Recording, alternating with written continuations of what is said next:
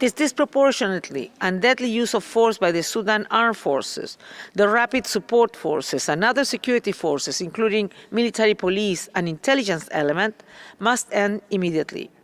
Those responsible for these and other human rights violations must be held fully accountable for their actions.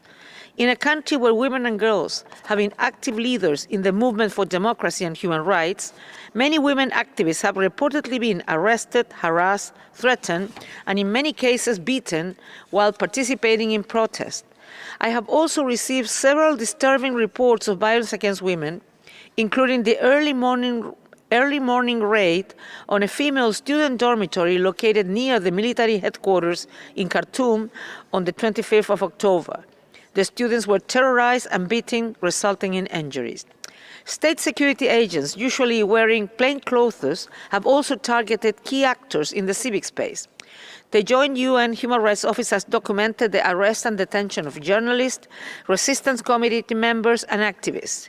The Democrat newspapers in Khartoum and the Sudan news agencies have been raided by military and identified forces, and the Director General of Sudan's state radio and television has been dismissed.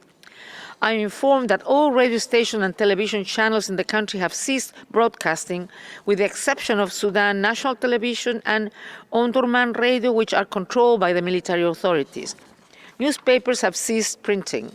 Raids have also taken place at a number of offices of civil society organizations.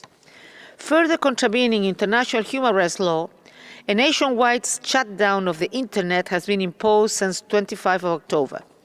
The shutdown has prevented the population from accessing information, including important information about services, and it has also significantly restricted the capacity of my own staff to operate.